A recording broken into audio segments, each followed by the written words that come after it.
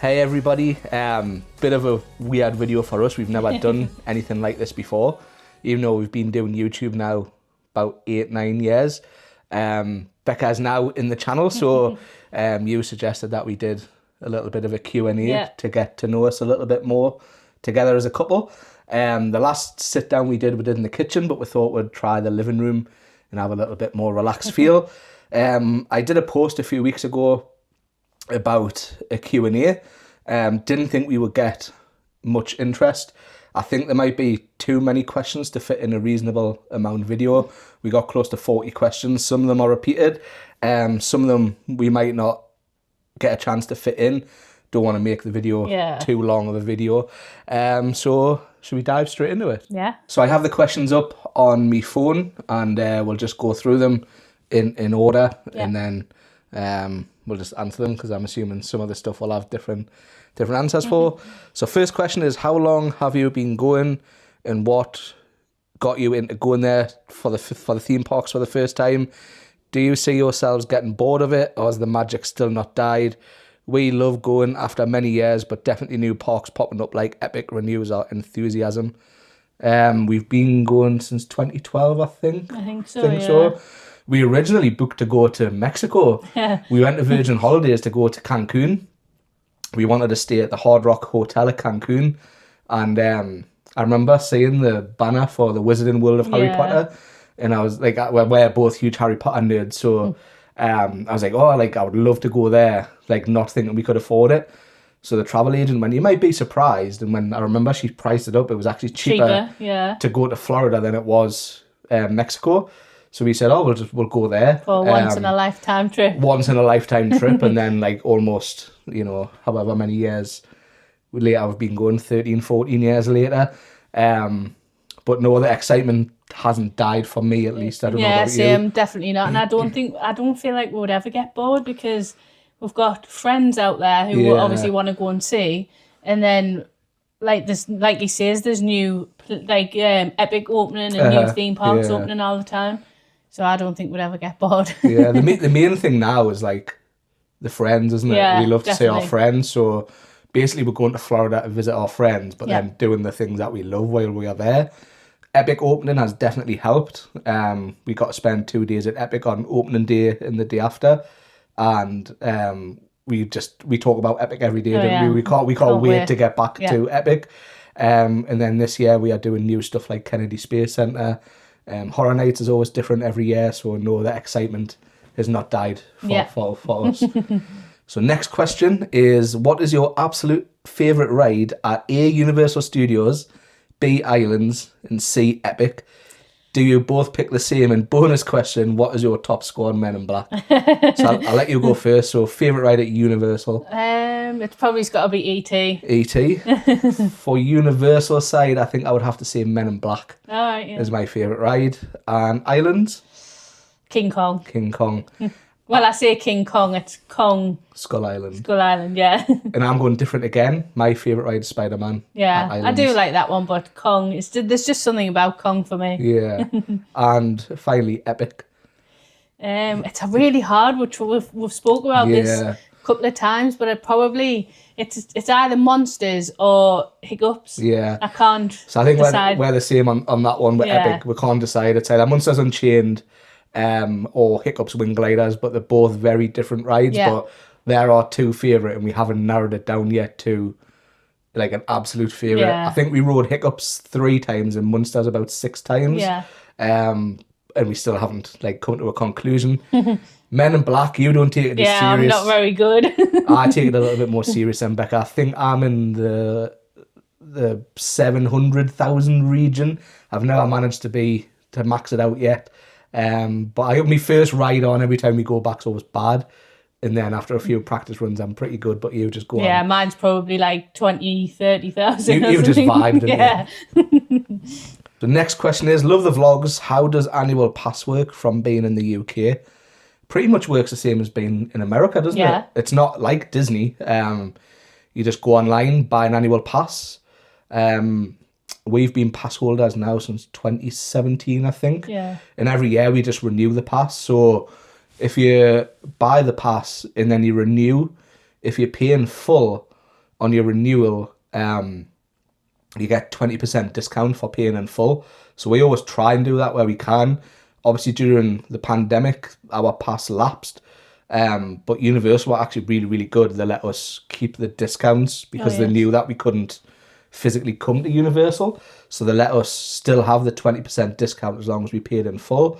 It's not like Disney where, like, I think you've got to have the top tier pass at Disney, which for us just wouldn't be. I mean, it probably would be worth it because we would go. Yeah. But like just for the expense of it, I don't think the expense is worth it. Where Universal, I think we pay around $700 each for an annual pass. And we always get two trips out of it. 2/3. Yeah, three trips out of this lot of annual pass. I was just about to say, I think we're getting 3 out of this one. And we're on the preferred pass, which is second from the top. And we have the 3 park ticket, which includes Volcano Bay. And you get discount as well, don't you? You get like 15% off, I think, on food and merchandise, free parking, and probably other bits and bobs. Yeah, which we're not. But we may be dropping Volcano Bay once Epic comes on the annual pass, because obviously we want to get Epic on the annual pass, but we're still waiting for like Universal to announce that. But pretty easy for UK people to get definitely a Universal annual pass. Can't remember the details on when we first upgraded from a UK ticket though.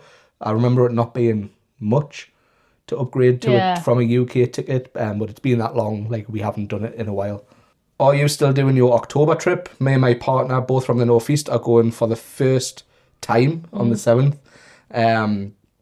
We are going in September, but it does overlap into a little bit of October. So yes, we are going. We like to go that time because it's our wedding anniversary. Yeah. So we share wedding anniversary with Epcot. So the 1st of October is the day we got married. So we always like to be in Florida now, especially for our anniversary. But first time, that's oh no, you've got so much to look forward to. Honestly, I can't wait for you to go. Next question. This is from our friends Fun in Florida, Sarah and Kai. Tell us your favourite memory in Orlando other than your wedding and hanging out with us, haha. And also, what is your worst memory while in Orlando? Oh, favourite memory? I would have to say Epic opening day so far. Yeah, it's hard. We've had a lot of memories because in Florida. like swimming with dolphins at Discovery Cove, obviously like the wedding and all that's Epic. Yeah, there's too many, but I'd probably say Epic at the moment. Obviously, to be there for opening day. Obviously, doing Horror Nights with Sarah and Kai. I was going to say has to be right up there. Yeah, one of the memories that pops up as soon as you said that is sitting at Woody's. It's Woody Woodpecker's restaurant, and we had pizza fries. Pizza fries, and it was the pizza fries and the s'mores fries. Yeah, I remember that was a good night. Yeah, it was. Next question: what is the best restaurants you've eaten at in Orlando? Oh, Orlando. So that means anywhere out the parks as well. Oh, I don't know. That's quite hard because I like Chili's outside of theme park, but we normally sort of eat on like it's City Walk or Disney Springs. Or Disney Springs, yeah. Oh, it's hard. So like Miller's has got to be one of my off-site favourites. It's cheap. It's a sports bar, which I love. They do a great menu and the food and drink. And it's not far away from like Universal. I'd say Homecoming definitely at Disney Springs. Homecoming is one of the best meals I've had in Orlando. We love the Edison. We went there on for our wedding meal. Yeah. That was really nice. There's just so many good places, but we do tend to be lazy now and just eat at City Walk or in the park. But we do need to venture out, I think, a bit more to try some more different places. Yeah, definitely. Next one. I love watching your vlogs and I think it's great we are seeing more of Becca. Thank you. Every single comment now, it's never about me, it's always about Becca. What's your one must-do thing when you visit Orlando? I'm always keen to try new places for food, so where would you recommend for food outside of the parks? Sort of covered that. For me, it would have to be Miller's. If you don't want like a fancy meal, it would have to be Miller's, I think. Yeah, I would say like on City Walk, because we love Antonitos for Mexican. There's like NBC for like normal American food. I tend to, when we're there, I tend to like to go there, like Hard Rock Cafe. I love going places like that. Yeah, I heard. I think it's just general American places. But it's nice and close. Yeah, that's but I mean, what I like. iDrive has a ton of different places. We've ate at like Bahama Breeze, Miller's. There's a lot of quick service out there as well. There's Chili's, Applebee's if you just want like American, like regular like food. We tend not to eat out the park at like fancy places like in Orlando. We have been to like a couple of more non-touristy places with our friends, but just for ease, we just tend to normally stick to City Walk pretty much. Next question, this is a good one. I've always wondered how you came to meet all of your American friends and family that you have out in Florida. Did you know them prior to going, or did you meet them all out there? We do have a couple of different friend groups in Orlando now. We met every single one out there in Orlando. I would say Tim and Brady were the first friends we made in Orlando. And that was just through YouTube. YouTube is where we've met pretty much everybody. So we got friends with Tim and Brady, and just sort of evolved from that. And then, you know, the four of us met more people, and then they joined our friend group. And then I started RIP to our podcast, which is a Halloween Horror Nights podcast. And then I met Liz through there as well. And then also Ash and his wife Chelsea, who are now like our best friends. You know, we love them, visiting them and stuff like that. And now, like when we went in May, they checked in at the hotel and spent a whole week with us. But we have like a few different friend groups that we see at different times. So like there's only some friends we'll see at Horror Nights. Some like Ash and Chelsea will check in and spend a week with us. And Tim and Brady we see in the parks. We've been and stayed with Tim and Brady as well. Liz has came to the UK and stayed with us and visited us in the UK. So I think we're very, very lucky in terms of the friends that we've met in Orlando, and I think that's what makes it so special for us. It is the place, but like we love to see our friends because most of our friends are in Orlando. And although we speak on the phone and we do FaceTime and you know all that text all day every day, we've got a group chat with Ash and Chelsea that we're speaking every day, but it's mostly just sending pictures of food to each other. But we just love getting out there and hanging out with them. It's just definitely really, really special. Next one, would you both do California? Yeah. It is on the list. We don't know when. We don't know when we'll get round to it, but it's definitely on the list. We do have a friend out in California, Corey, who says we can go visit any time. It's just we need to get it done. She's a California local, so she's offered to take us round and show us all the places and stuff. So it is on the list. I do want to experience Universal, Hollywood, and I really want to go to the original Disneyland. Oh yeah, definitely. But it's just a case of getting the time off work, trying to fit it also around going to Orlando, and then trying to do California as well. So this next one isn't a question, but it's from one of our long-time viewers, so I thought I'd mention it. I haven't got a question, but wanted to say I've always loved your content. Your enthusiasm for Orlando is infectious, and I love Becca likes to bring back home decor items for your house. It's a lovely reminder of your happy place. Thank you for that. It really does mean a lot. You know, we read every single comment and try to reply to every single comment that we can. There is some that we miss, but we do try to reply to them all. And just the long-time viewers that we've built up over the years and stuff, and we've ran into some of you in the parks and stuff and sat and talked for like a good half hour, an hour, and we absolutely love it. It's great to see people with, you know, the same interest and definitely share the same passion and all that sort of stuff. So next question, have you thought about doing some of the other Universal parks around the world? Again, it's just like money and time off work, but I don't know if you're as keen as me, but I'd love to go to Universal Japan. I mean I'd go, but I'm not like that bothered about it. I love Japan. I've started learning Japanese. I watch a YouTuber and it was from America, but he goes to Japan because I love Japanese cars. I used to work with Japanese cars when I was younger. So I'd love to go to Japan and just experience that. So I'd love to go to Universal Japan and Tokyo Disney. But that's just like a pipe dream at the minute. So maybe one day though. I'd like Tokyo Disney. That looks good. Yeah, the vlogs that I've Disney seen. Sea, that looks amazing, next question, any plans to go to Vegas or LA? Vegas isn't somewhere that I've ever really fancied. You've mentioned it. Yeah, I would, like, I've always said I would go as when, like, on the way home from Florida, maybe you could go, like, for a weekend and then fly out. Home, yeah. That's how I think we would do it. Yeah, I mean, I'm not a gambler. Well, you would.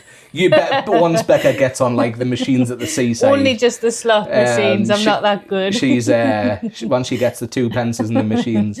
But yeah, we're not really into that. But they have just opened a Horror Nights thing at Vegas, so maybe we might have to take a weekend trip when we're in America to go visit Horror Unleashed, I think it's called, which is a year-round 365-day Horror Night event inside Vegas, so might have to do that.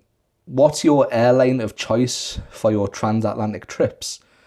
We don't really have like an allegiance to a certain airline. It's normally just Virgin because we collect the air miles. Yeah. So a good little tip to mention is we shop at Tesco every week, and I fill the car up at Tesco every week. You can automatically turn your club card points into Virgin Air Miles. So this year we got about £500 off this trip by doing nothing different, just literally going to Tesco and buying the food shop. What air miles off previous trips. In previous trips. And they add up quite fast as well. So we cast them in this trip and we've already got about 10,000 air miles sitting there. So that does get quite a chunk off.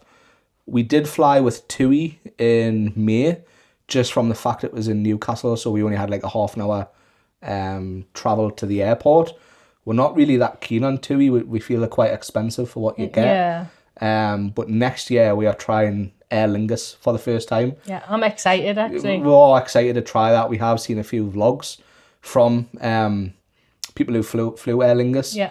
So that'll be a new experience. So maybe we could do a video comparing the 3 biggest. Yeah. We'll probably never fly British Airways because they're mainly London.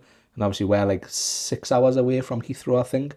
But we could maybe do a video comparing Virgin, Aer Lingus and TUI. Yeah, definitely.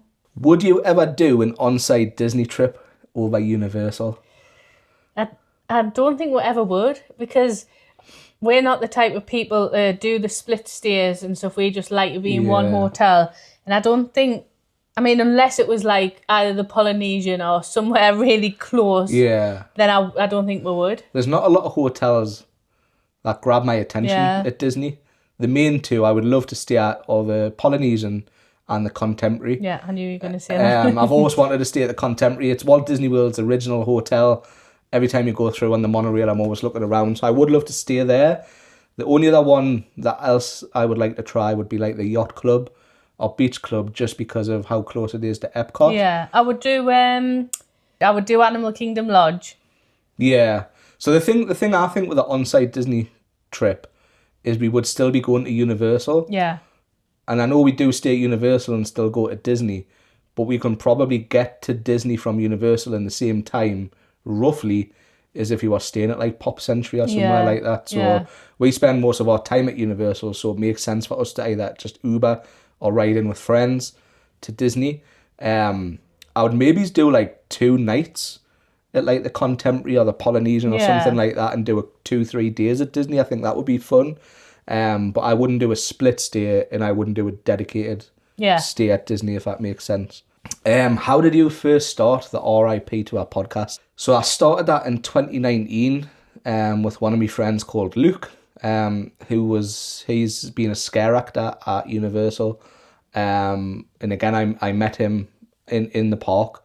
He was a scare actor at Horror Nights for multiple years, and we just wanted to start it. There wasn't many around at the time. There's a lot popped up since then, but we've been doing it now since 2019, and we invited Tim on to be a guest on episode 1, and he just didn't leave. He never left. So Tim became a permanent host, and then I got speaking to Ash. Ash started commenting on all our YouTube videos, and he was speaking to me on Twitter, and then we got talking more and more in DMs and stuff, and we realised how similar we were. We both had the same obsessions. Ash and Becca share birthday. Yeah. We found out that my parents and Ash's parents got married on the same day. So they share wedding anniversary, which is just wild.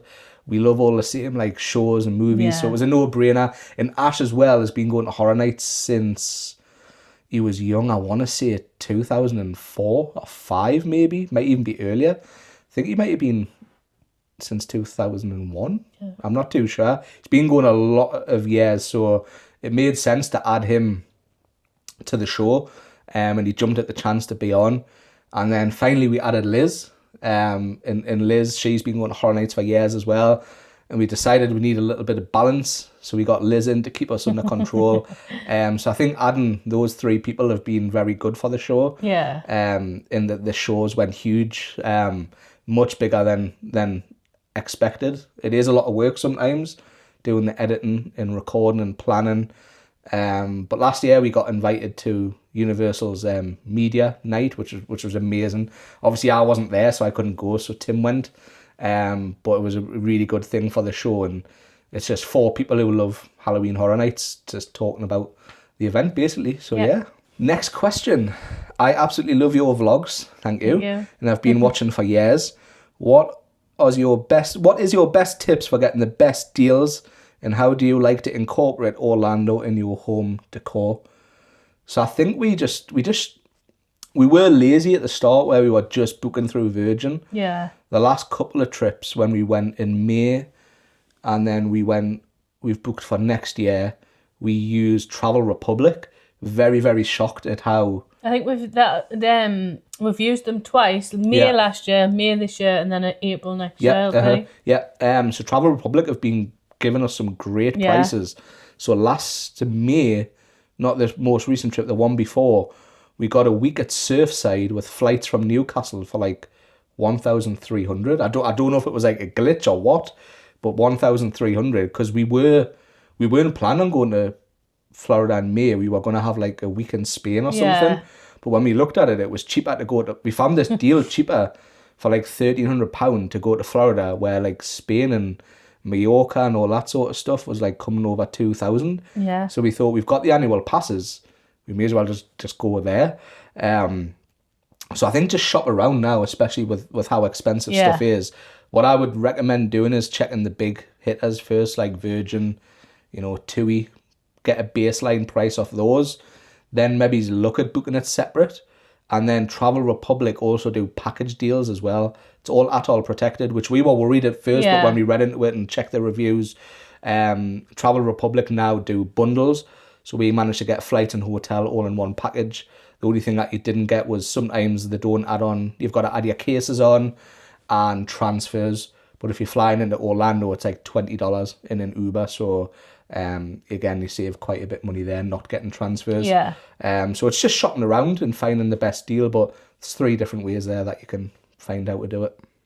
And then the Orlando decor in the home, wasn't it? Yep, it was, yeah. Yeah, we're just, it's mainly just little bits, isn't it? We like plain little hints. So so if a stranger came to our house, they would think that we were like geeks. Because looking at behind the camera here now, we have like the vinyl player with the Horror Nights vinyl on. We have a figure from Halloween 3, Season of the Witch. We have an Epic Universe popcorn bucket. We have an Epic Universe sign. We have the Bride and Frankenstein pop vinyls, which are our wedding cake toppers. Becca let me have my lightsaber in the living room. And then we have a Harry Potter DVD set, which is like collector's edition. But it's all like small stuff that's like not right in your face. Like above us here, we have 2 Disney prints of Walt, like black and white pictures of Walt. And then there we have the original Lego camera. Disney camera that had the film camera on. Around the rest of the house, we have a Cabana Bay themed ensuite bathroom. In our main bathroom, we've got Volcano Bay prints up. Just little bits, isn't it? Yeah, in the kitchen, we've just got stuff like Joffrey's Disney coffee. And the tea towels. The tea towels are from Disney World. Becca buys tea towels every single trip. So it's just little stuff. We haven't got stuff like Disney wallpaper or anything. It's just little stuff that blends in with the theme. So like the theme in the living room is like white and black. So a lot of the stuff in here that we buy out there is that sort of theme. Yeah, apart from our wallpaper we bought it because it looked like the Epcot bald, isn't Yes, it? so you'll have seen on like Instagram and maybe past vlogs that we have an Epcot wall in the living room, and then we have lights on the TV that I've also programmed to look like the purple and pinks that are on Spaceship Earth on the night time. This is a hard one. So rank the hotels you've stayed in at Universal. I'll let you go first. That's a hard one. I think we've stayed in at 5 so far. 6 next year. We've got a new hotel, but you'll have to wait for the vlogs for that. Number 1 is a hard one. Cabana Bay is my favourite hotel, so I think I'm going to have to put that at the top spot. Even though we don't stay there now, and a lot of people do ask us why, it is just a busy hotel. We're quiet people now, so we like to be quiet. Aventura is just so quiet. Yeah. And it's closer for horror nights a bit as well with the boat and stuff. But Cabana Bay is my favourite hotel. Then I'd have to say Sapphire Falls is my next favourite. Aventura, Surfside, then Dockside. Yeah, I would say Sapphire Falls. Number 1. Number 1. Probably Aventura, Cabana Bay, Surfside, then Dockside. Yeah, I think that's fair, Yeah. isn't it? Yeah, just I don't know, we love Surfside, but when we price it up, it's always mega expensive for 2 weeks. Yeah. And I think we're never in the room, so like, it's just a lot of money just to Do you mean Sapphire Falls? Sorry, Sapphire. Yeah, it's just a lot of money not to be in the room. Oh yeah, definitely. If you're is. relaxing and just staying at the resort, then fair Yeah. enough. But Aventura's like fine, and you can use all of Sapphire's like amenities and stuff. Yeah. Okay, so next one. What would you recommend doing on your first morning when you're awake at like 4 or 5 a.m. with the jet lag? We always just normally unpack, get ready, and then we'll head over to City Walk. We always get either Voodoo or Cinnabon, and we always sit on the waterfront, we eat our breakfast, watch the boats coming in, and then when after that we normally go get our photos at the Globe and everything, and then head in. Yeah, I think that's a nice morning. We're not like, we don't have to be at the gate to drop the park. We take it early. We always get like a Starbucks coffee to wake up. Yeah. In those seats, nobody sits there in the morning. I love doing that. I really do. So we normally just sit there. Sometimes we catch the sunrise, which is really nice. Yeah. And they've moved Cinnabon down to there as well. So when we went in May, it was a lot easier to grab your Cinnabon, just go sit down the back. Watch the boats coming in. Watch the boats come in. And then watch the herds head into Universal, and then we just walk straight in once the parks are already open. How do you keep connected to your favourite place in between visits? And if you had the opportunity, would you move there?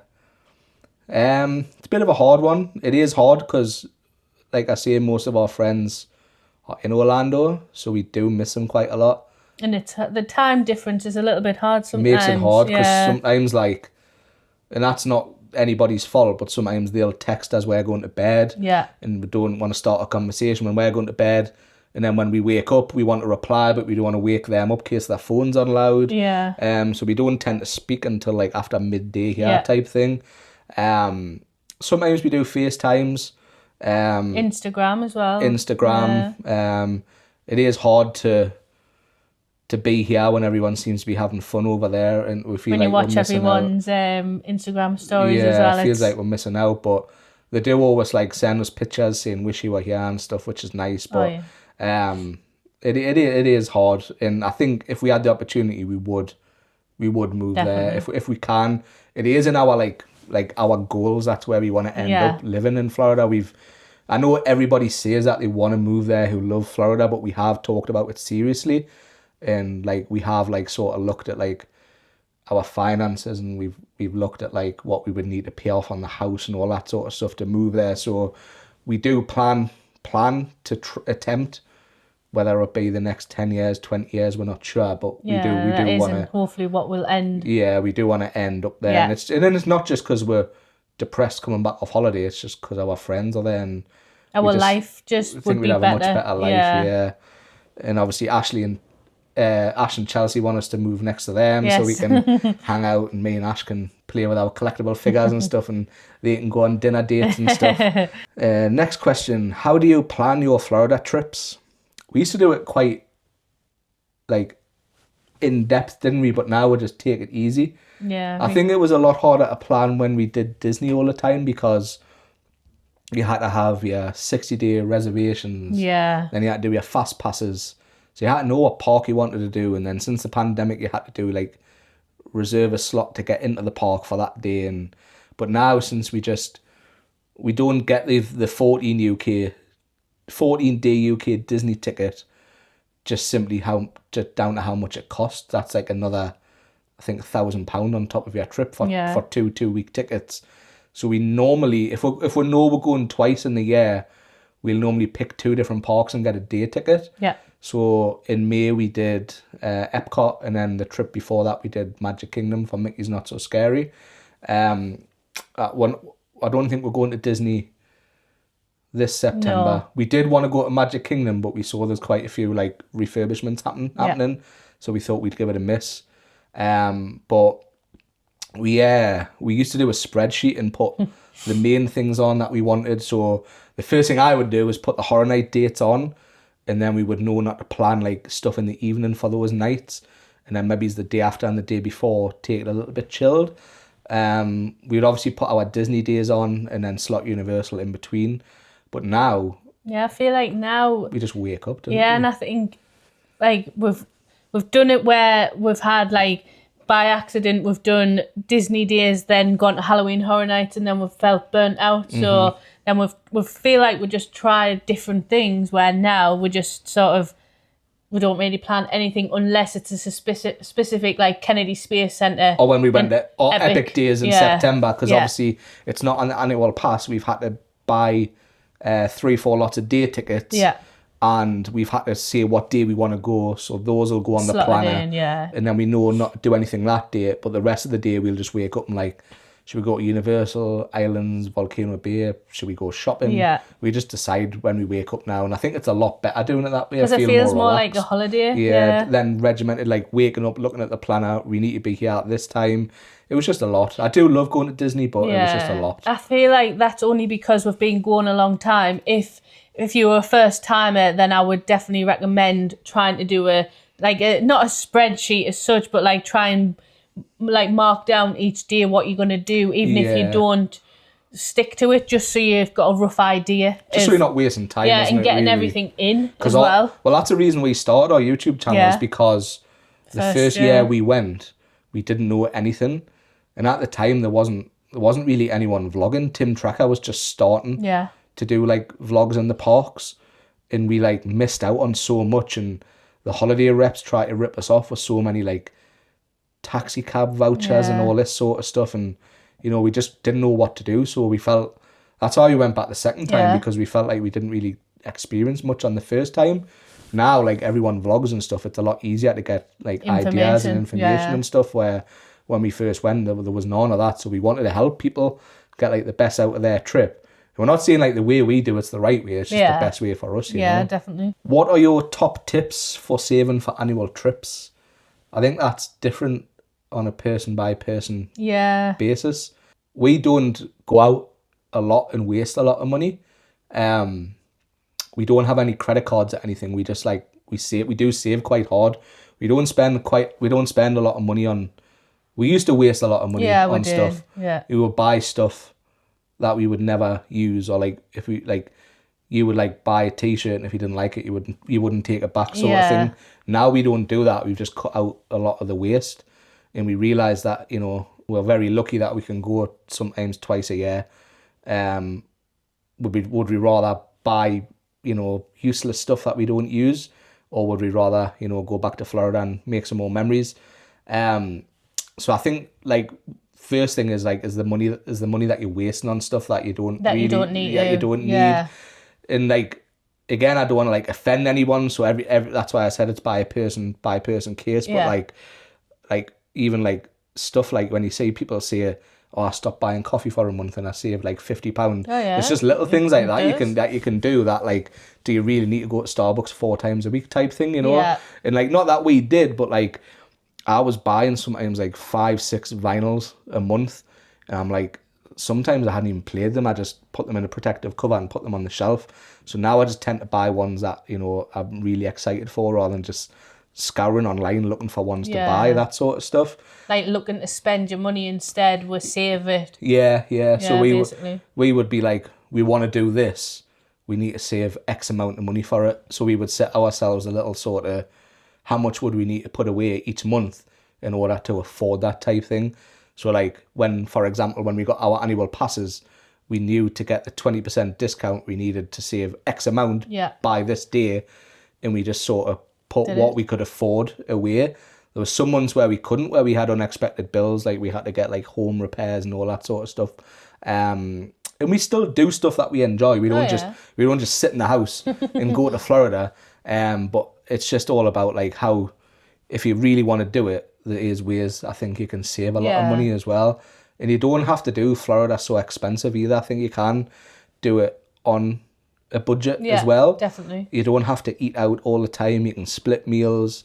You know, at Universal you can get the freestyle cups where you can share, and you get 24 hours of drinks basically. So there is a lot of different things that you can make it more affordable. Obviously getting there costs a lot, but once you're there, I think there is ways you can save a lot of money as well. Yeah. So next one's from our friends Sam and Kira. What are you most looking forward to about Universal in the UK? I think it's just the fact that we can wake up on a Saturday and say, should we go to Universal? Yeah. I think that's going to be great. And with it being not so close, but close enough for us to be able to go all the time. Yeah, I think we said we would probably end up at least once a month maybe visiting. Yeah. It's a 3-hour drive from us, which I don't think's the end of the world. You know, if we set off at like 6 a.m. on a Saturday, we would be at Universal for 9-ish. So I think that's very doable to go for the day. We do plan on being there opening day if we can. And we plan on staying at the Universal Hotel. I know this is like mega in the future because it's not for the next 5 years. But we do plan on being there. We planned on being at Epic and we were. Yeah. So we plan on being at Universal UK opening day, hopefully with the hotel stay. Ash is hoping he can fly over as well. So hopefully he'll be staying with us in Chelsea, hopefully, and make a day of it. And then within 5 years, it'll be 2 grand openings that we'll have been to at Universal together. With Ash and Chelsea. Yeah.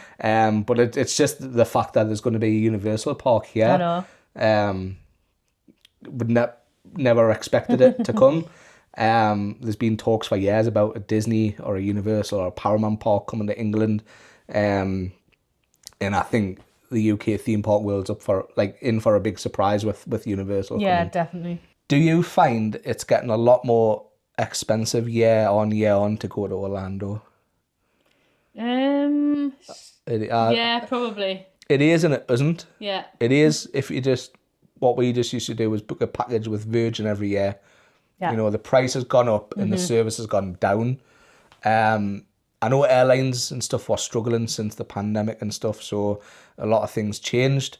But again, you've just got to find the deals. So like last year, we found that great deal for £1,300. Yeah. If we searched those same dates now, would it be a lot more expensive? Probably. But I think you've just got to search it and maybe be a little bit flexible on your days, which we are as well. So we'll block out we'll know within like a week either side of where we want to go, and then we'll pick the cheapest day. So we don't think, right, we need to fly on this day. Yeah. We'll have a week either side that will fly, depending on which is the cheapest. Yeah. So you can save money a little bit that way.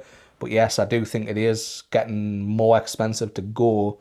But if you want to get there, what can you really do, I suppose? Yeah, especially when there's more than 2. So like obviously a family, I can see it being more expensive that way. Yeah, it's a lot easier for us because it's just 2 of us. But your friends going and you helped to plan the trip. Yeah. And like I was so shocked at the price of what she's paid. Closer to 10 grand, I think, for like a family of 4, which is and that's still on a national drive as well. Yeah, which is just mental. So I can see that as well. Hopefully, the economy starts to get a bit better, and we start to see prices go down. The dollar rate's going up a little bit, which will help as well. So next question: as huge Florida fans too, we constantly get, why do you want to keep going back to the same place every year? What do you say to those people when they say that to you? It's a 2-part, so we'll answer this one first. So you get that quite a lot at work, I was going to say I get it asked all the time, but I just, like I've said, if you've never been, you'll never know what it's like, and that's why people who go all the time is because they've experienced it, they know what it's like. Unless you've experienced it, you'll never know, and that's what I say to them. Yeah. I mean, we're not like, we wouldn't now go sit on a beach holiday and sit. So I think in Orlando, there's so much you can do. Yeah. And although we've been going, 13, 14 years, I still don't feel like we scratched the surface. Yeah, exactly. And it's just now it's like going to visit family type thing, because our friends are our family now. It's like going back to visit them, and they always plan stuff for us, different things and stuff like that. So, and I think as well, the people who I know, they associate Florida with just Disney and young kids and stuff, and it's not about, unless you've been, you don't know. And people just associate it with children, but it's actually not. Yeah, that's the thing. I think Disney kids. But you've got Epcot and stuff, which is exactly. You drink around the world and eat around the world, and the food festivals and stuff like that. Yeah. And you've got Universal, which is again totally different. So I think unless you've been yourself, it's hard. Yeah. It's hard to know what draws people in. But yeah, definitely. if someone wants to do something in their life, I think it's totally up to them. And definitely. I think the stipulation in the UK is everyone, can get made fun of for being different. Yeah. I've been made fun of for vlogging and stuff like that, and just because it's not the norm here, your class is weird, which I think is a horrible thing, really.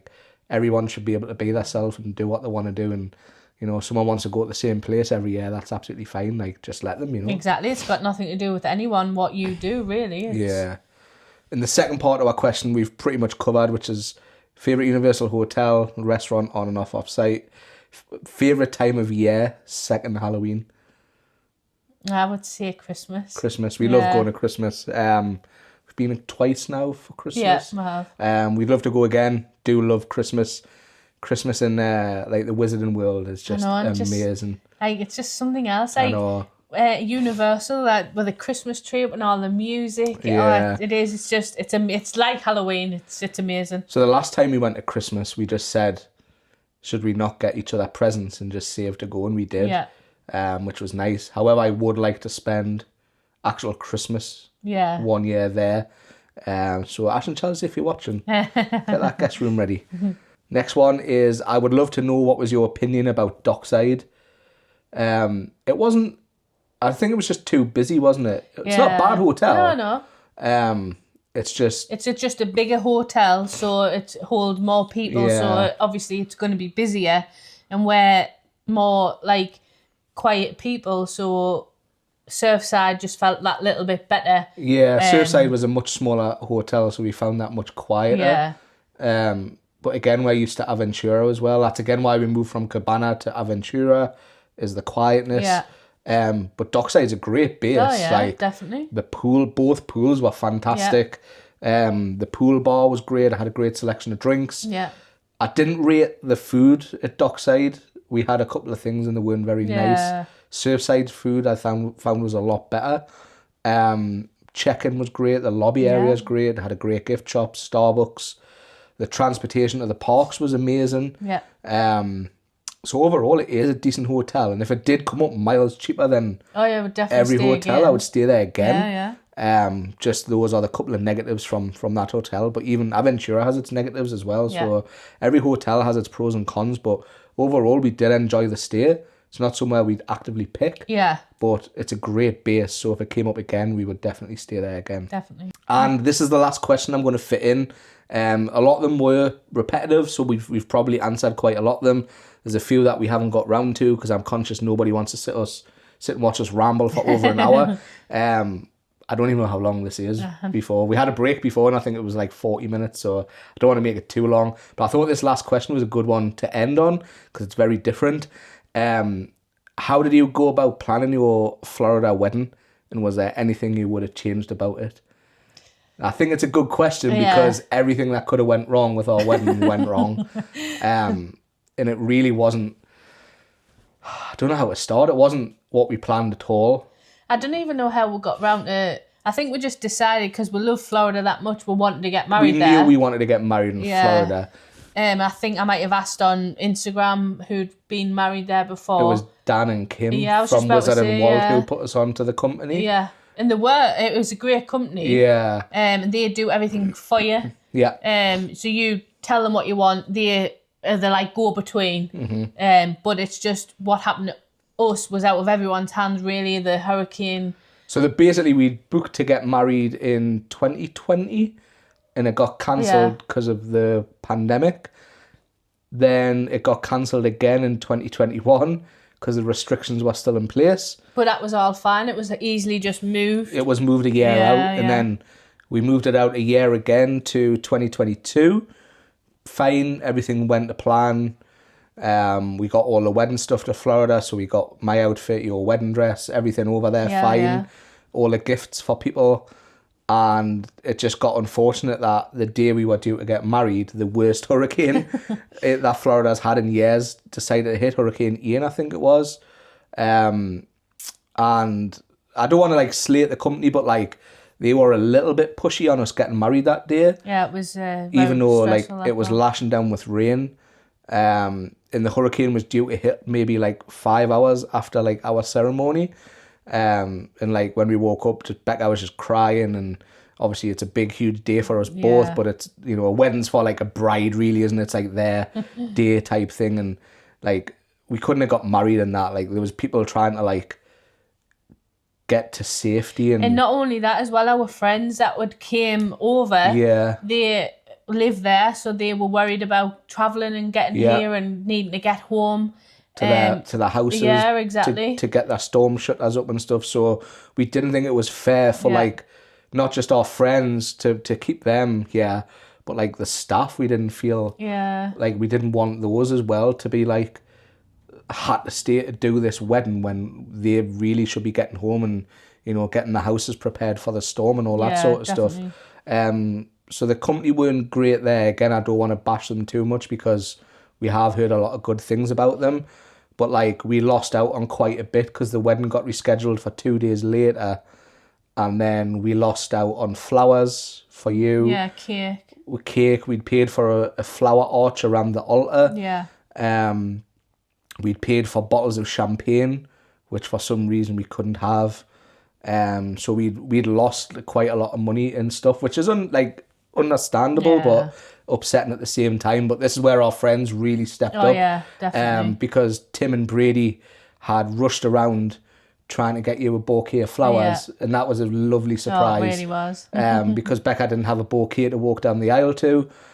So excuse me, so Tim and Brady had sorted that out. And then, you know, the weather was perfect for the day. The Paradise Cove had done a great job of clearing the area up.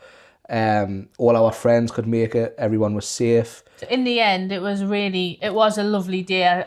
When I look back now, I loved it. It was even though it went wrong, it but reminds us of Jim and Pam from The Office. Yeah. Because like loads of stuff went wrong with their wedding, and it made it special to them. So like Tim and Brady getting the flowers. And Brady and Ash. Brady and Ash surprise. So we were meant to be having a reception at the place, but we couldn't. So we all went back to Cabana Bay, and we'd lost out on a cake and stuff. So Brady and Ash had ran to Publix and went and got a cake and got our cake toppers put on top, which was amazing. So we were all just sitting at Cabana Bay at the Swizzle Lounge, eating cake, and we bought everyone a round of drinks. So that's memories we like never forget. But like in terms of planning the wedding, it was really easy. It was. We had a couple of video calls or phone calls with the wedding coordinator. She sorted everything. I went back a few times, like emailing, with just questions or when we wanted to add different chairs and stuff. But it was so easy, and I would definitely recommend getting married there. Oh yeah, it was a lovely day. The place is amazing. Oh, it's beautiful. It's just like situation. But that's like a 1 in 1 million chance of that happening on your wedding day. And obviously when we go in September, it is hurricane season, so it's the risk you take. But the day was perfect. We still got like a wedding photographer. Our friends got us a cake and flowers. we still got to celebrate with them. And ultimately, all of our friends were there, and we got married, and that was the end goal. That was the end goal. Now, so now we'll be there this year for our 3rd wedding anniversary. So yeah. So I think that wraps it up for the questions. Sorry if we didn't get your question. We might do another Q&A after September's trip. If you have any questions at the end of that next vlog series. Enjoyed it though. Yeah. Nice Becca getting involved in the vlogs. As of today, it's like not long, is it? Couple of weeks, really. A few weeks until we go, so we're busy getting... I say a couple, it's a bit more than a couple. Yeah, it's a few weeks. About a month. But we're getting sorted, we're getting all the stuff packed. We haven't even really put the suitcases away from May. No. They're still out, so we need to... That was just to save time packing. But we're getting ready to go again for Horror Nights. Can't wait. I'm excited for Kennedy Space Centre. Yeah, epic. Epic Universe again. Honestly, I cannot wait to get back to Epic. And Horror Nights sounds amazing. Yeah, even I'm excited for Horror Nights this year. I was very shocked at how excited Becca is for Horror Nights. If you don't know, last year I managed to get her through 4 houses out of the 10, which is absolutely amazing for Becca because I had to beg her to go in 2015. And you've done the odd house throughout the years, but to do 4 houses in 1 year multiple times, because I think you did Ghostbusters. You did that about 6 times. Yeah. You did Goblin's Feast multiple times, Major Suites. I think I might have done Major Suites once because it was a bit loud. But we think we might, when they announce the food, we might do like a little Horror Nights discussion because Becca's very excited and there's a few houses that you think you might go through this year. Yeah. And the scare zones. Can't wait for the scare zones. Sound good in the shows and the food. So once everything's fully announced, I think we're going to do another sit down video for Horror Nights and just talk about that and get excited for the spooky times and hanging out with our friends in the fog. And so I hope you enjoyed this Q&A. Please leave a comment down below. We are also so close to 5,000 subscribers. I did want to hit it before we went to the next trip. We're about 200 short. But if this is the first time watching, thank you and hope you subscribe. And we'd love to hit 5,000 subscribers. So we'll catch you in the next one. Bye.